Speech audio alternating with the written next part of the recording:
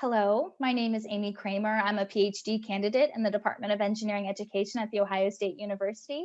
And I'm here today to talk a little bit about our NSF grantees executive summary titled Who's Smarter? Beliefs about Smartness and Identities Across Institutionalized Pathways into Engineering. So this project is being led by Dr. Emily Dringenberg and Dr. Rachel Caiphas.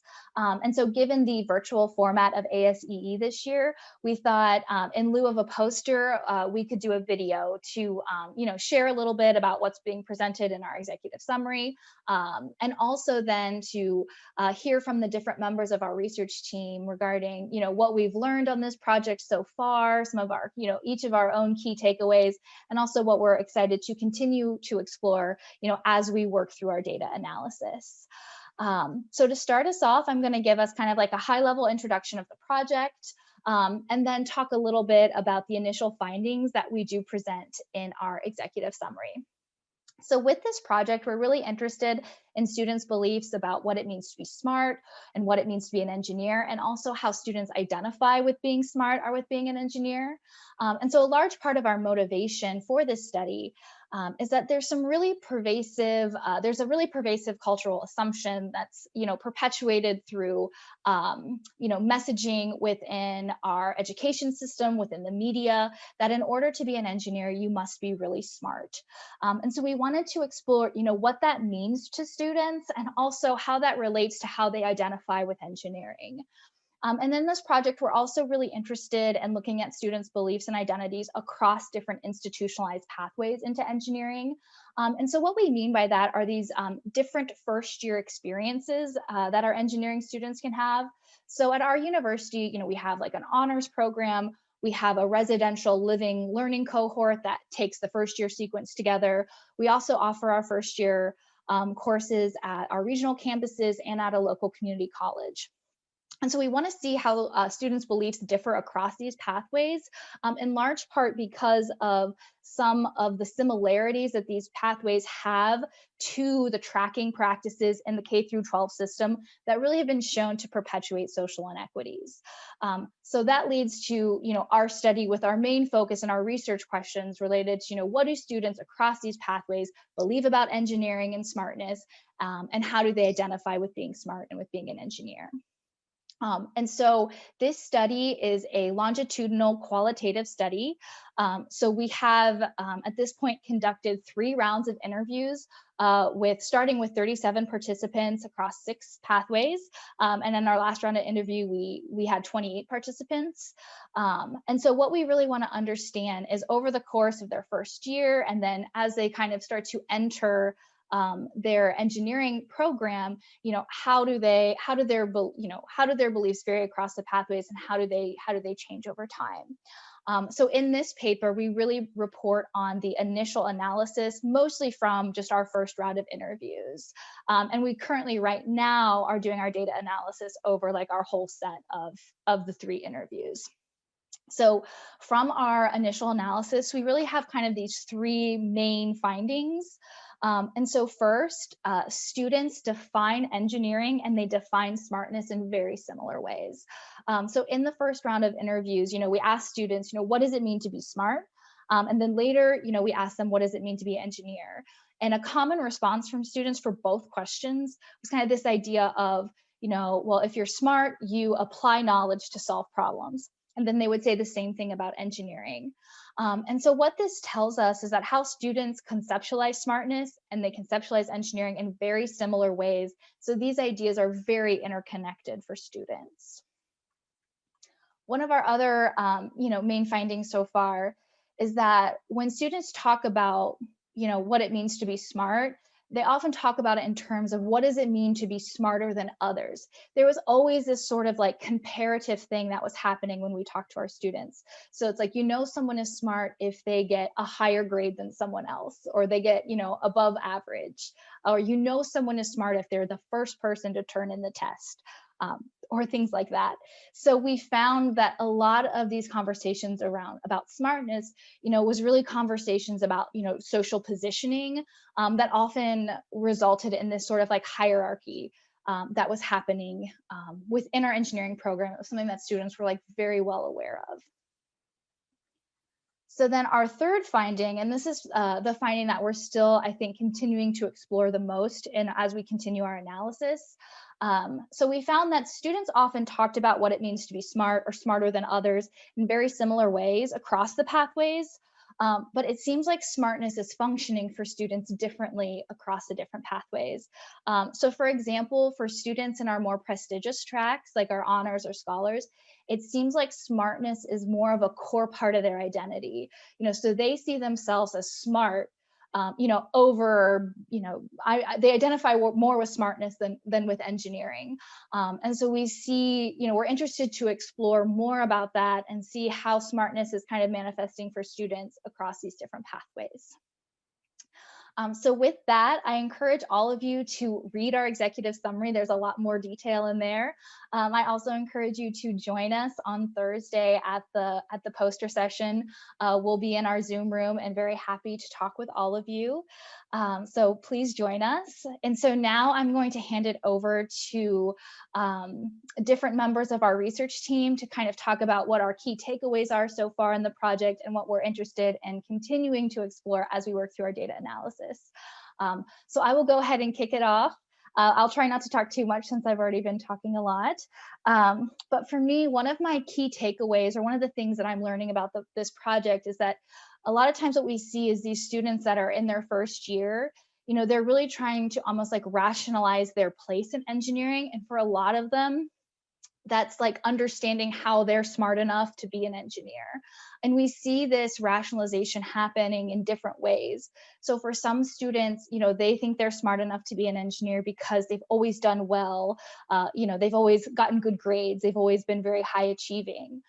For some students, it's about like hard work and dedication. They're smart enough to be an engineer because they are persistent. And then for other students, it seems to be rooted in, their beliefs about their own innate abilities, particularly in math and science. And so as we continue to work, through our data analysis, I think this also speaks to this finding of how smartness is functioning for students, is to explore the different ways that they rationalize their place in engineering through this idea of what makes them smart enough. And I also really want to explore more about how that relates to their different social identities and life experiences. Hi, everyone. I'm Dr. Rachel Lewis Caiphas. I'm an assistant professor in the Department of Engineering Education at Ohio State, and I'm co-PI on this research grant. So the one thing that I really learned through this project is really the importance of messaging. As a faculty member, as an instructor, we know that messaging is important, but to hear the messages that these students have received, especially in their first year engineering classes, and the impact that has had, both good and bad, to be honest. It's really surprised me in this work. And I think it's something that we, as instructors of all levels, undergrad TAs to grad TAs to faculty, is we really need to be aware of that messaging that we're giving to our students and being intentional in it, that it is supportive of their development and progress within engineering. The thing that I'm looking forward to the most is finding out, or I guess the thing that's intriguing me the most for the next round, is finding out what happens to these students in their third and fourth years. So this data was collected in their first and second year. We interviewed them 3 times over that time frame, but we know a lot happens after that. And so we would love to create another project to examine, how are these constructs developing as they get into their higher years. So that's what I'm thinking about these days. Thanks.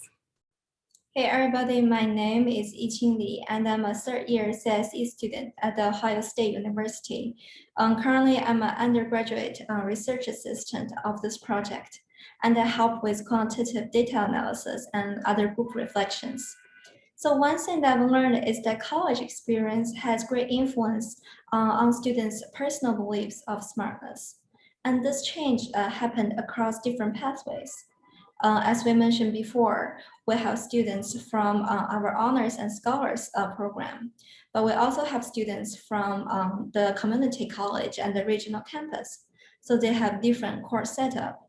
So even though the course setup are different and they might have different college experience, we discovered that their recognition of how smartness function in their life have developed during their college experience.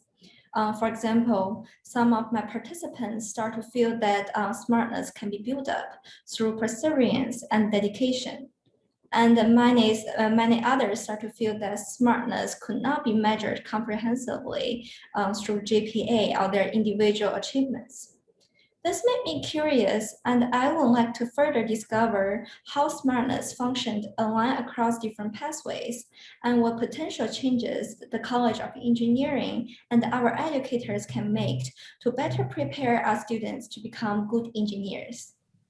Hi, my name is Samkashik, and I'm a rising sophomore majoring in computer science and engineering. My key takeaway from the project thus far has been that engineering students share many of the same fears and introspections about their future, whether that be related to academics, job security, or whether they have a genuine interest in the engineering field. On the other hand, however, when it comes to defining what smartness is and what makes someone a smarter engineer, the answers have varied quite a lot, with many students focusing on factors other than GPA and grades. In terms of what makes someone smart, answers have ranged from being able to solve problems faster than their peers to being hardworking and dedicated. It's evident most engineers don't think the same way about smartness and who they consider to be smart, which may come as a surprise to the general public, which tends to think that all engineers are very grade oriented. I'm excited to further explore the similarities and differences between engineering students and how each of them thinks about themselves in terms of intelligence, how they think they fare in comparison to their peers, and whether they actually feel like an engineer. Hi, my name is Cyrus Hanela, and I'm a high school senior at Columbus Academy.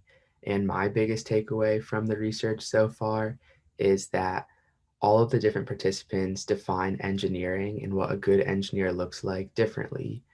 And on top of that, how they define a good engineer is usually different than how they define a good engineering student.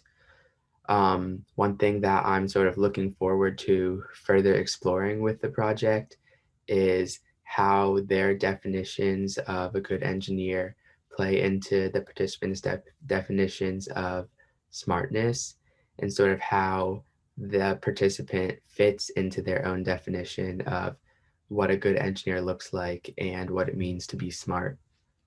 Thank you. Hi, my name is Alfonso Tinoco Lopez. I'm a rising senior studying industrial systems engineering and an undergrad research assistant for this project. One of my main takeaways is that so far in their academic career, students have decided who is smart and who is not by comparing themselves to their peers. They do this not only through grades, but also performance in the classroom and other different criteria that each student has. They then tie smartness and engineering and think that in order to be an engineer, one needs to be one of the smart students. Going forward, I'm very excited to see how a student's background plays in their transition to college, and if they hold these beliefs about smartness and engineering throughout their engineering career at the university. Hi, my name is Emily Dringenberg, and I'm one of the PIs on this project. I would like to share with you that the thing that I have found most interesting through our work on this project is that this idea of smartness, we all suspected this, but our evidence is showing us that it is very pervasive throughout engineering. And by that I mean hearing in these students' interviews the extent to which all of them really are engaging in this task of trying to figure out where they stand compared to others around them in terms of how smart they are, if they're smarter than others or not smart, and that there's a lot of attention and anxiety and focus and energy spent on this because of how pervasive it is in engineering. But yet at the same time, both our participants as well as some of the undergrads who are working on our research team talk about how it's very implicit. So these conversations are not out with one another, maybe within an inner circle, but it's not a part of the thing that we name in engineering culture. So that is the thing that I feel we've gained a lot of evidence to really be able to empirically say that we understand, and that maps to a lot of what other scholars have already documented about engineering culture. The thing I'm most curious about moving forward is the role of positionalities and identities in this very dynamic and complex process of situating oneself within what I would call like a landscape of smartness in engineering. So we know, of course, that different identities are privileged or oppressed when it comes to being seen as competent. And on the one hand, you have these sort of cultural and social forces, things like competition, comparison, and grading. But on the other hand, you also have this individual's agency to navigate that space and to be creative and take control of the narrative about them and who they are and where they belong. So this is a very complex, dynamic process that's honestly very difficult to untangle. So we have lots of great data. We're beginning to make sense of it. And I'm very excited to see the types of complexities that we can untangle moving forward. Thank you so much for your interest. If you viewed this video and heard from our research team, and I encourage you to stop by the NSF Grantees poster session on Thursday. So we're going to have members of our team there. We would love to talk more about the ideas you have about our work or share more about some of the things we're learning. Thank you.